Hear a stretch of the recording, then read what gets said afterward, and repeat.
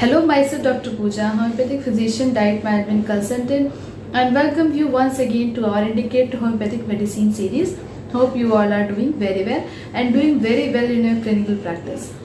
जैसा कि पिछले वीडियो में हमने बैकएक के लोकेशन के अकॉर्डिंग कुछ होम्योपैथिक मेडिसिन के बारे में बात की थी और हमने कहा था कि आज के वीडियो में हम कॉजेशन पे डिस्कस करेंगे कि होम्योपैथी में कॉजेशन का क्या इम्पोर्टेंस है और बैकएक में कॉजेशन के अकॉर्डिंग क्या होम्योपैथिक मेडिसिन हम अपने पेशेंट को प्रिस्क्राइब कर सकते हैं।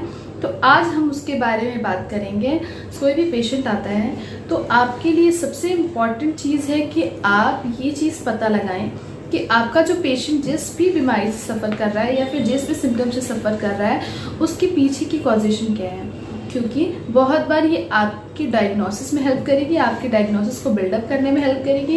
एंड सेकेंड थिंग कि बहुत बार आपके पेशेंट ये जानना चाहते हैं कि वाई ही और she is getting this problem, क्यों है ये प्रॉब्लम। तो उनको भी कन्विंस करने के लिए, उनको भी बताने के लिए, उनको प्रॉपरली गाइड करने के लिए, उनके मैनेजमेंट को प्रॉपरली गाइड करने के लिए आपको ये जानना और साथ ही साथ बताना बहुत ज़रूरी है कि what is the cause behind it. तो सबसे पहले कॉज पे बहुत ध्यान दें कि क्यों है, and then select indicated homeopathic medicine for better results.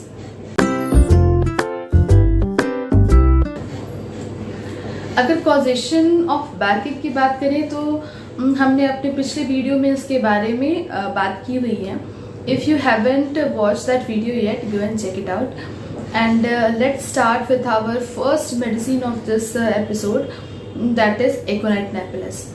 अगर बहुत ज़्यादा ठंडी वाला मौसम है एंड बहुत ठंड वाला हवा चल रहा है, उस कंडीशन में पेशेंट कंप्लेन कर रहे हैं कि सडनली कुछ नहीं था, सडनली 2 घंटे से 3 घंटे से 4 घंटे से उसे ये प्रॉब्लम हो रहा है एंड बैकएक हो रहा है, स्पेशली लोअर बैकएक हो रहा है और साथ ही साथ शूटिंग टाइप का पेन है। तो उस दौरान हम एकोनाइट नेपिलस का इस्तेमाल कर सकते हैं, लेकिन ध्यान देना है कि पहले से ना हो, एक्सपोजर से हो, मतलब एक्सपोज्ड हुआ है एंड देन बैकएक अगर डेवलप किया हो तो उस दौरान हम एकोनाइट नेपिलस का इस्तेमाल कर सकते हैं। आज की हमारी सेकंड मेडिसिन है आर्निका मोंटाना।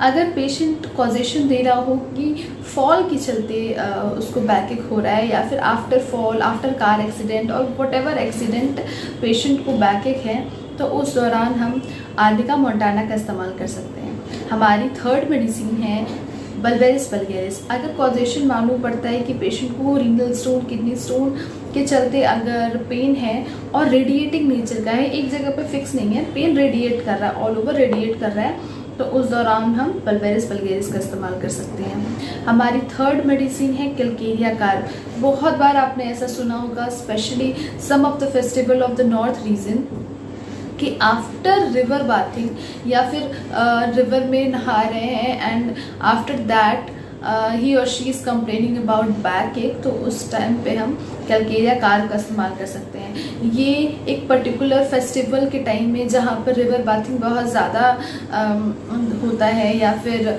कोई भी समर के टाइम में जब बच्चे या फिर गांव के लोग रिवर बाथिंग करते हैं, तो उस दौरान इस तरह के पेशेंट बहुत ही कॉमनली आते हैं। मेडिसिन है कैलकेरिया कार्प।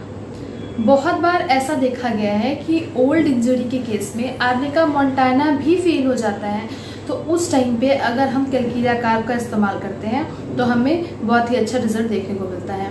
नेक्स्ट हमारी मेडिसिन है कैनाबिस इंडिका।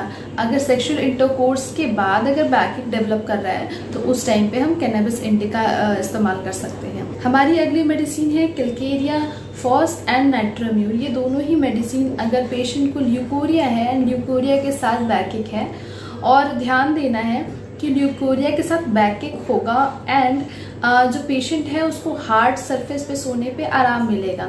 जब वो अपना बैक किसी हार्ड सरफेस पे रखेंगे तो उनको बहुत ज़्यादा आराम मिलेगा, तो उस टाइम पे हम नाइट्रोम्यू या फिर कैलकेरिया फॉस का इस्तेमाल कर सकते हैं।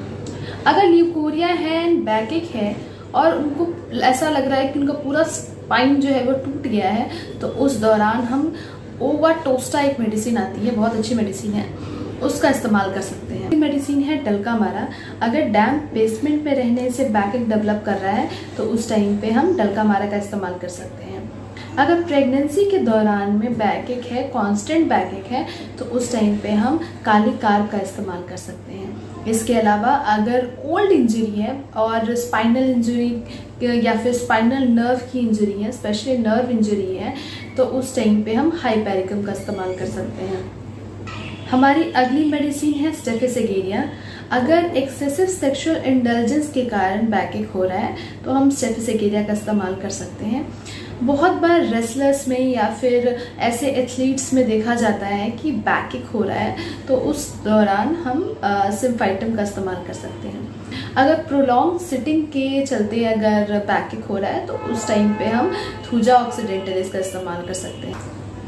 Hope this gonna help you in your clinical practice, and hope you all are enjoying this entire indicated homeopathic medicine series. For more such videos, stay connected with Medex, and if any query, please write it down in the comment section below. We are all here to help you and wishing you a very bright future in homeopathy.